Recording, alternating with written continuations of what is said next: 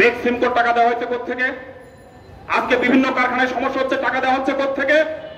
টাকা দেওয়া হচ্ছে আমার শ্রমিক কল্যাণ তহবিল থেকে। শ্রমিক কল্যাণ তহবিলের টাকাটা কার টাকা? এটা আমাদের শ্রমিকদের এবং শ্রমিক নেতৃবৃন্দকে বুঝতে হবে। শ্রমিক কল্যাণ তহবিলের টাকা হচ্ছে আমার টাকা। প্রফিটের মুনাফায় 5% হলে আগে সেই 5 টাকায় একজন শ্রমিক তার বছরের মুনাফার 5 টাকা সবাই সমান ভাগে পেয়ে যেত।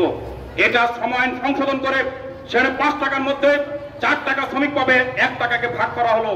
অর্থাৎ একটা শ্রমিক কল্যাণ তহবিলে 50 পয়সা আর 50 পয়সা চলে যাবে শ্রমিক কল্যাণ ফাউন্ডেশনে।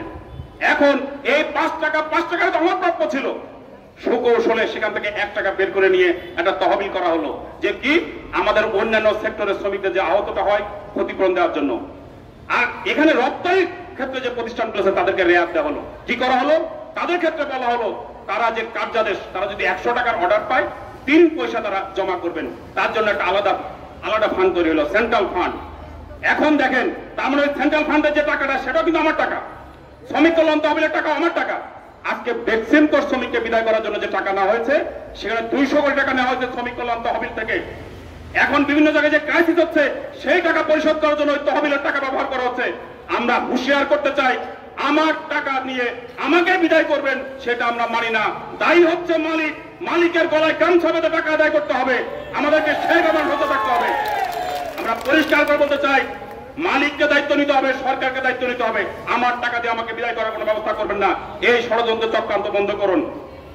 দ্বিতীয় আমি যে কথাটি বলে শেষ করতে চাই, আপনারা এখানে শ্রম উপদেষ্টা, শ্রম সচিবকে আপনারা বলেছেন মিথ্যাচার করেছেন, বিভ্রান্ত করছেন। আমি একটু এটাকে পজিটিভলি নিই। কি অর্থে পজিটিভলি? যে উনারা বলেছেন আপনারা পাওনা পরিশোধ করেছেন, আমরা ওখানেই থাকতে চাই। জি, আপনারা পাওনা পরিশোধ করেছেন, কিন্তু পাওনাটা আমরা এখনো পাই নাই। এটাই তো কথা। আপনারা পাওনা পরিশোধ করেছেন কিন্তু আমরা পাওনা তো পাই নাই। তাহলে পাওনা যে আমরা পাই নাই, পাওনা আপনারা পরিশোধ করেছেন, আপনার কথাটা যেন 100% সত্য হয় সেটা আমরা চাই। আপনি যেটা বলেছেন সেই কথা যাতে 100% সত্য হয় সেটা আমরা বিশ্বাস রাখতে চাই, সেটা আমরা দেখতে চাই। ফলে আমরা পরিষ্কার করে বলবো, আপনি বলেছেন টাকা আসতে কি দেরি হচ্ছে কি নেটের সমস্যার কারণে?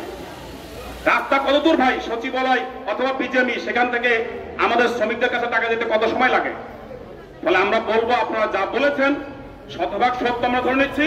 আমরা চাইবো, আজকে শ্রমিকরা বলেছেন যে তারা বিকাল 4টা পর্যন্ত তারা ওয়েট করতে চায়, দেখতে চায়, তা না হলে তারা যাবেন প্রধান উপদেষ্টার কার্যালয়ে স্মারকলিপি দিবেন। আমরা চাই না আমাদের শ্রমিকরা সেই দিকে যাক। আমরা চাই না আমাদের শ্রমিকরা শান্তি মিছিল, ফাঁড়ি পেতে নিয়ে মিছিল করুক। আমরা চাই, আজকে প্রেস কনফারেন্স করে আমাদের শ্রমিকরা ক্ষোভ প্রকাশ করেছে। আমি মনে করি শ্রম উপদেষ্টা যে কালকে প্রেস কনফারেন্স করেছেন, সেই প্রেস কনফারেন্সের যে বক্তব্য, তার বক্তব্যের আমরা শতভাগ আমরা সফলতা দেখতে চাই। আমাদের শ্রমিকরা যেন এর আগে আমাদের টাকা পেয়ে যায়। আমরা বলতে চাই, বিজেপির টাকার অভাব নাই, আমাদের সরকারের কাছে টাকার অভাব নাই। আমরা বলতে চাই সেই সমস্ত তহবিল থেকে টাকা আনুন। আমাদের কি বলে, ডিসিদের গাড়ি বদল করার জন্য টাকার সমস্যা হয় না, আমাদের পুলিশ সুপারদের গাড়ি বদল করার জন্য টাকার অভাব হয় না। এত ক্রাইসিসের মধ্যে আপনারা 1,40,00,000 টাকা দামের গাড়িতে চলে না, আপনাদেরকে 2 কোটি টাকা দামের গাড়ি দেওয়া হচ্ছে। ওই সেটা নিয়ে তো আপনাদের টাকার কোনো সমস্যা হয় নাই। আমি কাজ করেছি, আমার টাকা দেওয়ার বেলায় আপনাদের সমস্যা। ফলে আমি পরিষ্কার বলবো, এই বিষয়ে আপনারা সচেতন হন, সতর্ক হন। আমরা কাজ করি, মেহনত করি, আমাদেরকে নিয়ে বাংলাদেশকে দেখানো হয় মেড ইন বাংলাদেশ। আর সেই মেড ইন বাংলাদেশের কি অবস্থা, এই দৃশ্য যাতে বাংলাদেশে না আসে আমরা সেটা চাই না। বলে আমরা আশা করব যে আপনারা এই ব্যবস্থাটা নেবেন।